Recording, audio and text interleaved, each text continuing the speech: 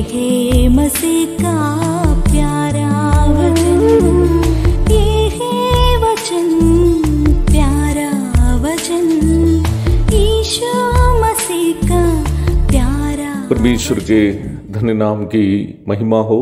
प्रभात मनन के सत्र 1698 में आप सभी का बहुत ही विनम्रता के साथ स्वागत करता हूँ। आइए आज के मनन के लिए हम पढ़ते हैं तीतुस अध्याय 2 पद 14।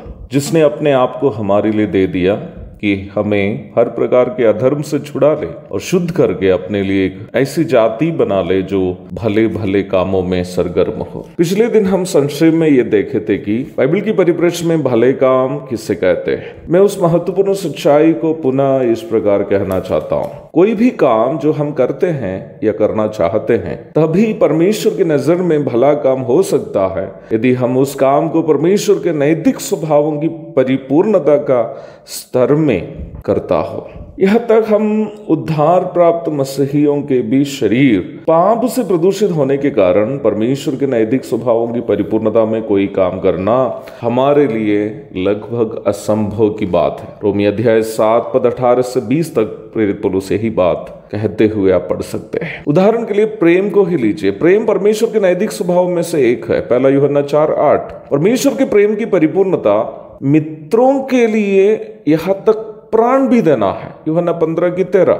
हम सब कई लोगों से प्रेम करते हैं, लेकिन क्या हम में से कोई दूसरे के लिए अपना प्राण देंगे? यदि वो दूसरा व्यक्ति हमारे माँ बाप या बच्चे या मित्र आदि होने से हो सकता है हम दे भी दे, लेकिन यीशु मसीह से पूछिएगा वो मित्र कौन है जिसके लिए हमें प्राण देना है? जवाब हमें झटका दे सकता है। जब यीशु मसीह से ये पूछा गया कि मेरा मित्र कौन है, तब प्रभु ने अच्छा सामरी के बारे में बताया, जिन्होंने उनसे नफरत करने वाला, घृणा करने वाला यहूदी को रास्ते में अधमरा पड़ा देखकर उनको बचाने के लिए अपना समय, धन आदि खर्च करके उनकी सेवा करता है। वो अच्छा सामरी। लूका अध्याय 10 पद 30 से 37 तक पढ़िएगा।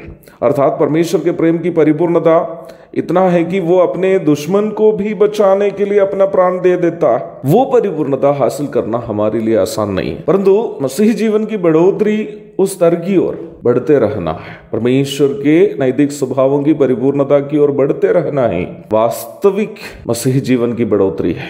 यदि ऐसी बात है तो वो भले भले काम क्या हैं जिसे करने के लिए परमेश्वर का अनुग्रह हमें चेताता है और हर प्रकार के अधर्म से छुड़ाकर एक विशेष जाति हमें बनाना चाहता है? इस प्रश्न का उत्तर हमें इफिसी 2 की 10वीं आयत में मिलता है। वो भले भले काम परमेश्वर के द्वारा हमें करने के लिए, यहाँ तक हमारे उद्धार के भी पूर्व हमारे लिए तैयार किए गए काम हैं जो हमें यीशु मसीह में होकर करना है। अनिवार्य रूप में हर एक मसीह भाई बहन जानने की एक विशेष सच्चाई यह है। हमने इस बात की चर्चा कर चुके हैं कि हम अपनी मर्जी से करने वाला कोई भी काम परमेश्वर के नजरों में भले कामों की श्रेणी में नहीं आएगा, क्योंकि हमारा नैतिक स्तर परमेश्वर के नैतिक स्वभावों की परिपूर्णता से नीचे है। ये बहुत बड़ी धोखाधड़ी की बात है। It's a matter of deception that contemporary people think that many of the good works we are doing as per our understanding are good works in the sight of God, and they are going to get many rewards from God. It's an absolute deception. एक धोखाधड़ी की बात है कि वर्तमान समय के बहुत सारे लोग सोचते हैं कि वे लोग अपनी मर्जी से जो बहुत सारी भलाई के काम करते हैं उसके लिए उन्हें परमेश्वर से प्रतिफल मिलेगा। मेरा कहने का तात्पर्य यह है कि हम अपनी मर्जी से या अपना भावुकता से प्रेरित होकर जो भी काम भलाई के नाम में करते हैं वे सभी काम मसीह के न्यायासन के सामने घास फूस एवं लकड़ी के समान जल कर नाश हो जाएगा, कोई काम का नहीं रहेगा।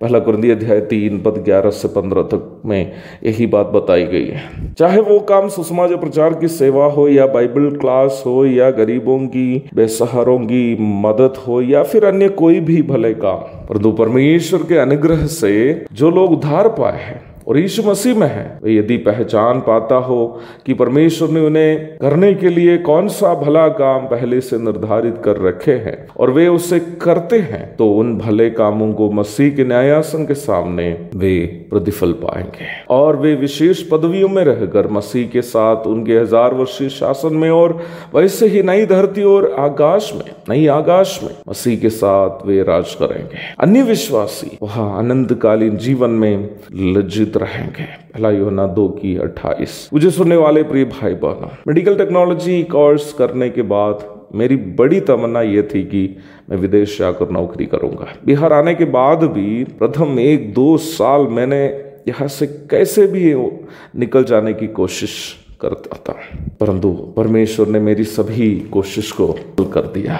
परंतु जिस दिन मैंने ये बात समझी कि परमेश्वर मेरे लिए रखे गए भले काम बिहार में प्रभु की सेवा करनी है, तो उस दिन मैंने उसके लिए, परमेश्वर की इच्छा के लिए अपने आप को समर्पण किया।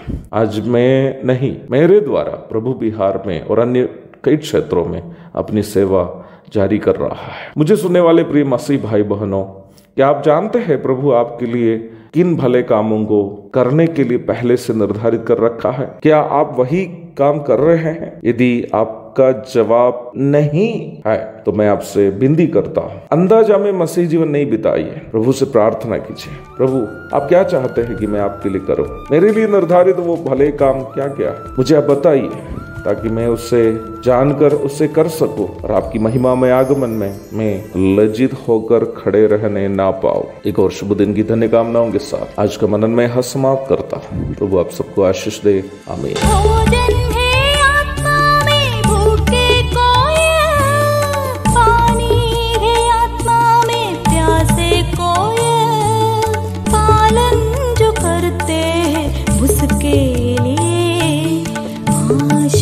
पाने का साधन है ये वचन, प्यारा वचन, यीशु मसीह का प्यारा वचन।